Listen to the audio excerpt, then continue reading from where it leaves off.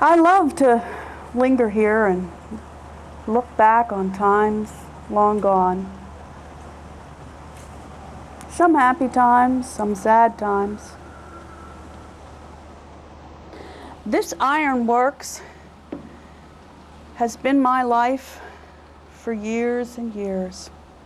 Why, just over that way out of view is the Brandywine. That sweet water has provided the ironworks with power for more than 30 years. It's a wonderful, wonderful resource, this water, that can provide enough power to change iron. Really a remarkable thing, although we have had some difficulties. A spring freshet in the early 20s destroyed the whole dam. We had to rebuild the dam. We put in new water wheels, new casings, new pinion housings. We had to practically rebuild the whole thing. And it takes constant maintenance to take care of that giant water wheel. There's so many things that could go wrong. Why, a flood can wash away the whole thing, but droughts. We had a drought recently that also presented a terrible problem. With the drought, the water level of the Brandywine got so low that our water wheel wouldn't turn fast enough to keep the mill going. Oh, the image of that molten iron plate cooling between the rollers. It would have taken us months to repair it.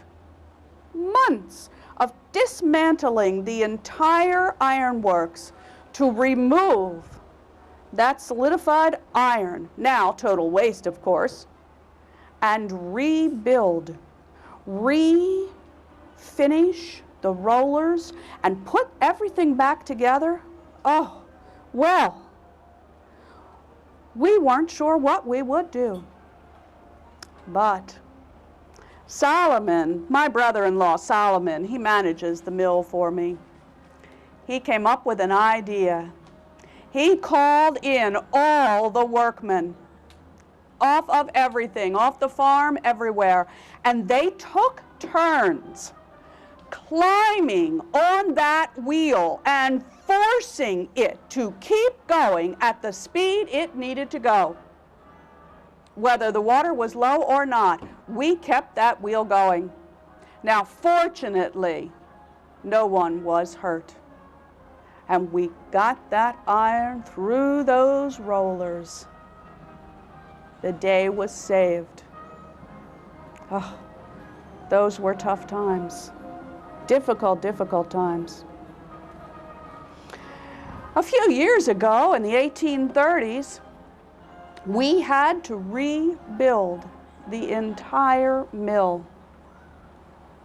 You know, this ironworks, my father helped to open this ironworks, but it had never really been built well, and it had never worked efficiently. When my husband and I came here in 1816, the place was in deplorable condition. Dr. Lukens was quite discouraged. He even considered discontinuing the iron business and moving us back into the city of Philadelphia to reopen his medical practice. That's how worried he was about the conditions of this ironworks. I often told my father, I thought it's scarce right that we should have so much to do, that the ironworks should have been put in good working order before we came. My father told us that what we were doing would be the benefit to us, because when he was gone, the ironworks would be left to me. Well, My father, Isaac Pennock, died in 1824. His will did not clearly state that the ironworks was mine, and I have fought for years and years and years to get clear ownership of this ironworks. In 1837, we ran into some difficulties economically, along with the rest of the nation. Many were in panic over the economy. Cheap, poor quality iron was being imported, leaving home businesses like Brandywine without protective tariffs.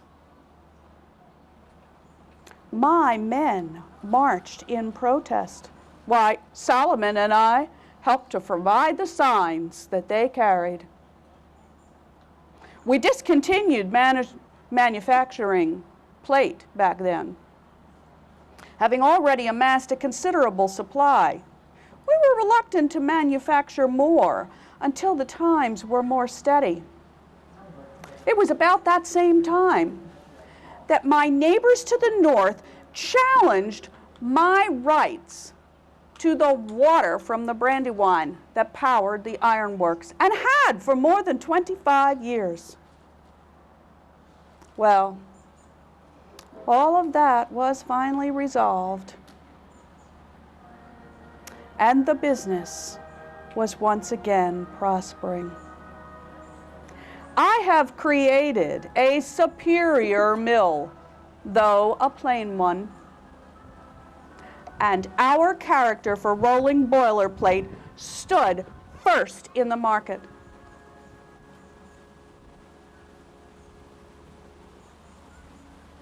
I love to sit here in this beautiful breeze and reminisce.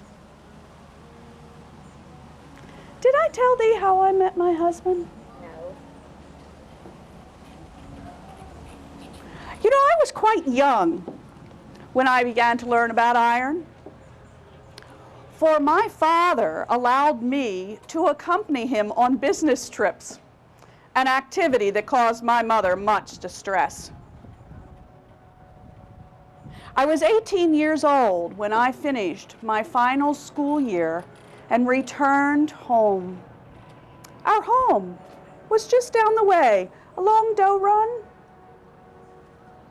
My mother was most anxious that I should assist her with the younger children and learn the duties of family. But after a few weeks at home, my father asked me to accompany him on a business trip to Philadelphia. The visit was a delightful one. During my stay, a friend of my mother's, Mrs. W., paid a call and introduced me to her companion, a young doctor named Charles Lukens. Dr. Lukens was above the common height. An air of grace and dignity were blended into his form. His hair was the deepest shade of black, his eyes hazel, his other features manly and markedly handsome. After they made their departure, my thoughts involuntarily returned to the conversation with the young doctor, with an interest I could not at that time explain. That spring gave way to early summer, and nature wore her gayest garb. I recall it was a beautiful sunny day. I had just put down Scott's fascinating Lady of the Lake, which had claimed my attention for some time. I was enjoying a glorious sunset, and so lost in my own reverie, I didn't hear approaching footsteps till Mrs. W. startled me with her greeting. Her husband and Dr. Lukens were with her. The next few days were given to the duties of hospitality. Often in the evenings, we strolled along the stream that crossed our property, and I ever found Dr. Lukens by my side. At length, he spoke to me, stating how happy he'd been since we met. "My dear Rebecca," said he, "I must leave first thing in the morning and return to the city. The duties of my medical practice make it necessary. But will I be remembered in thy thoughts? Say then, dear Rebecca, can I hope to win thy love?" Shyness and diffidence at first kept me silent. But then a lengthy discussion followed. And when that was completed, all was explained, all was understood, and our plighted troth freely exchanged. I was happy, the happiest of happy. Dr. Lukens and I were wed at Fallowfield Meeting on March 25th, 1813. My father persuaded my new husband to go into partnership with him at the Federal Slitting Mill. I believe Dr. Lukens had some concerns about leaving his medical practice, but truly, he had fallen in love with rural Chester County. And I think he was reluctant to remove his young bride too far from her childhood home. A great joy came to us in August 1814 with the birth of our first daughter, Martha. The following year, my father persuaded my husband to come here to Brandywine, stating that we could manage the ironworks with the understanding that when he died, the ironworks would be ours. And we did conclude to some. Dr. Lukens used all his scientific knowledge to modernize this ironworks. Does thee know that my husband, Dr. Charles Lukens, was the first iron master in the country to successfully roll boilerplate? Oh, but those were difficult times. The high costs of repairs, the complexity in refitting the ironworks to roll plate. But those also were the years of terrible personal losses. Our son Isaac was born in 1821, but died while still a babe. Isabella was born not long after his death. Isabella lives in this house, you know. Oh, my dear Isabella. She's such a lovely woman. It was about that time that the whole ironworks had been damaged when the dam was destroyed in a freshet and we had to rebuild everything. Then my father died in 1824. But the worst time of all, 1825. Our beloved son Charles died at the age of 7. I soon learned I was expecting another child. And then in June of that year, I lost my dear and excellent husband and began my long, bitter, lonely struggle with life.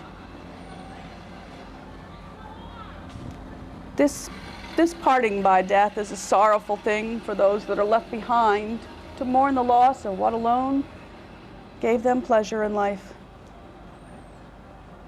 Charles asked me to continue with the ironworks, and I promised to comply. I must have possessed some energy of character, for I look back on it now and wonder at my daring. My mother thought as a female I was unfit to carry on such a concern. I firmly but respectfully told her I must make the attempt. I urged the duty I had to my daughters, the promise I made to my dying husband, and that in a short while the ironworks would be mine according to Father's will. My mother then informed me that as she interpreted the will, it was up to her to decide when the property might be divided. I'm not sure what I would have done all those years ago if my husband's brother Solomon hadn't come to my rescue. He managed the ironworks for me, supervised the workers, and persuaded them to stay. You know, we had many loyal employees, but as understanding as they were of my situation, they were not accustomed to working for a woman, and in fact were very unsure of whether the ironworks would be able to stay open. Well, here we are, 25 years later. My daughters have married, and their husbands, Abram Gibbons and Charles Huston, have joined me as full partners of the ironworks, allowing me to finally retire and get some much needed rest.